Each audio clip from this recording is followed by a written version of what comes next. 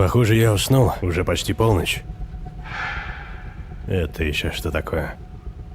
Странно. Кроме меня здесь никого не должно быть. Схожу, проверю. Ах, ну да, еще и планшет. Департамент слишком полагается на эту новую систему наблюдения.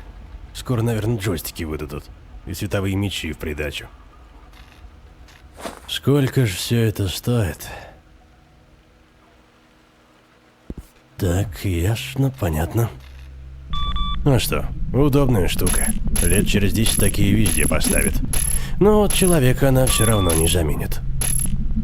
Пойду осмотрюсь. Перехвалил. Батарея садится очень быстро. Нужно экономить заряд. Так, насколько я помню, у Бена в кабинете был зарядник. Черт возьми. Это еще что? Мне нужно найти диспетчерскую и включить свет. Схема помещения была в моем кабинете.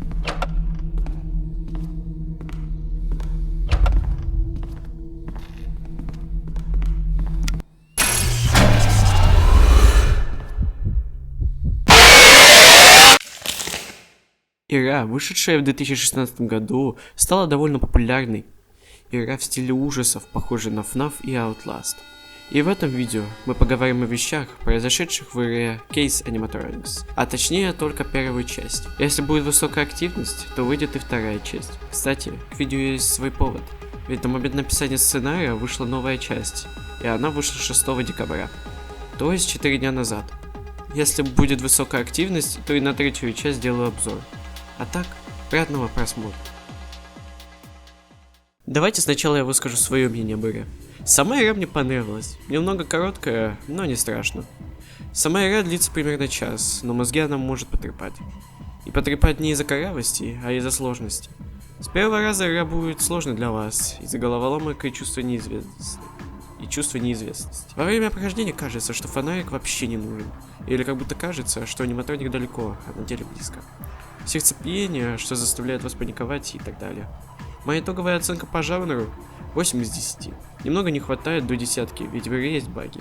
И их не очень мало.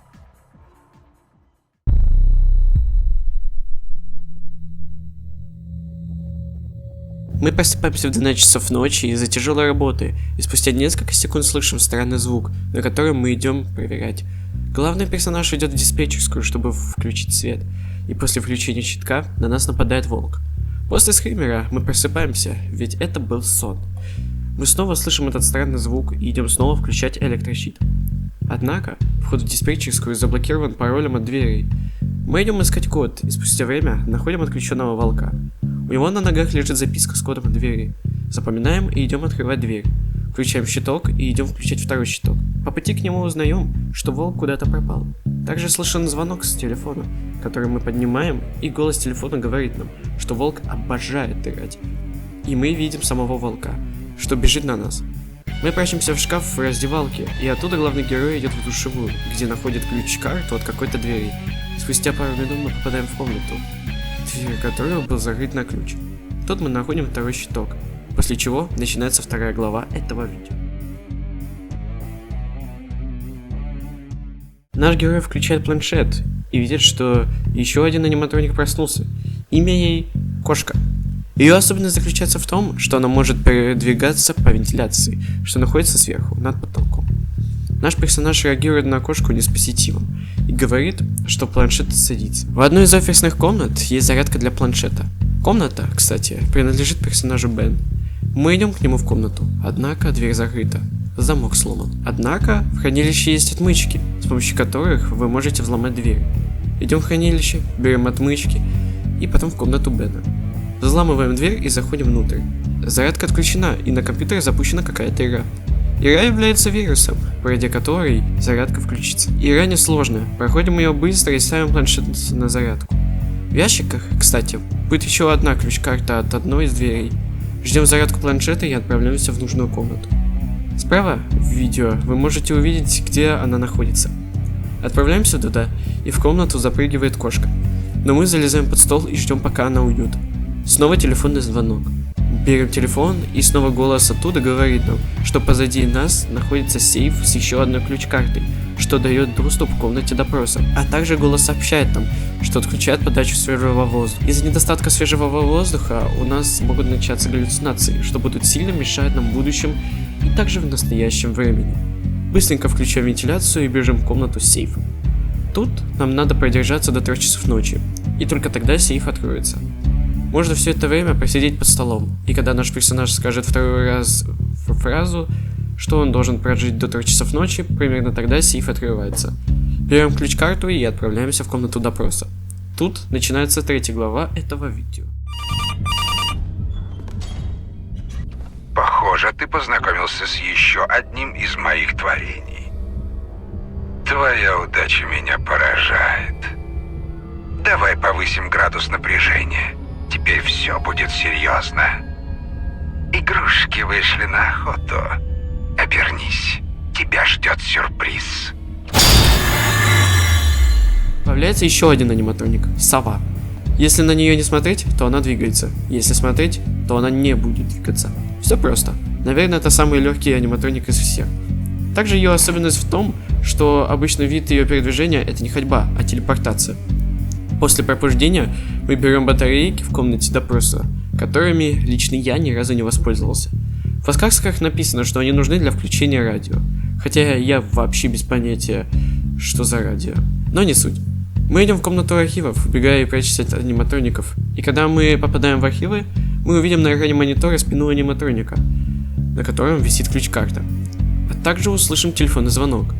Человек, что руководил нас, довольно зол от того, что мы остались живыми. Из-за этого он отключает полностью свет, который нельзя потом включить, и усложняет аниматроников. Однако, это лишь по его словам так.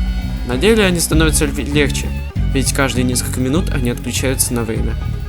Когда аниматроники отключатся, на их спинах можно найти те самые ключ-карты, и одна из них даст доступ к выходу из участка. Когда вы добудете карту, скорее всего она будет нерабочей, поэтому на спине у другого аниматроника будет еще одна, и скорее всего она будет работать.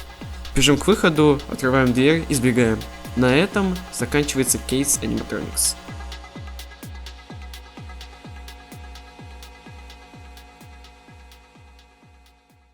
Сюжет, что я сейчас расскажу, является лишь моими догадками. То есть сюжет не подтвержденный. Вы сами можете почитать его, если захотите. Итак, начнем. Есть два персонажа. Джон Бишоп, за которого мы играем, и Скотт Диджи. Если насчет первого все понятно, что он полицейский детектив, то насчет второго поподробнее. Скотт Диджи имел жену по имени Эмма. Скорее всего, тоже Диджи, но этому нет подтверждения. Она и их совместный ребенок были убиты, а сам Скотт попал в реанимацию. Судя по монологу Джона во время прохождения игры, некий убийца убил Эмму и ребенка, а Скотта сильно покалечил. С этим связан и Джон, ведь он отпустил убийцу. И если бы он этого не сделал, то убийца не убил бы Эмму и ребенка. И поэтому Скотт держит большую злобу на Джона.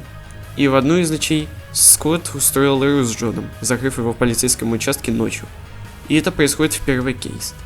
Все разговоры по телефону велись со Скоттом. И это он руководил главного героя. И кстати, в конце игры, в комнате архивов, он говорит нам, что кошка очень сильно напоминает Эмму. И это напоминание можно подтвердить с тем, что кодовое название кошки Эмма А1. Сейчас на экране вы видите все кодовые названия аниматроников. И из-за названия кошки мы можем понять, что скорее всего Скотт создатель аниматроников. Кроме того, во время прохождения мы находим разные записки, где рассказывается, что аниматроники вообще из пиццерии. Но это мы разберем уже в другом видео. Спасибо, что досмотрели до конца. Да, я знаю, что видео давно не выходили, и в этом моя вина. Я попробую вернуться к нормальному графику и выпускать новое видео хотя бы раз в неделю или две. А так, спасибо за просмотр, заходите в ТГК и всем пока. Let's settle this.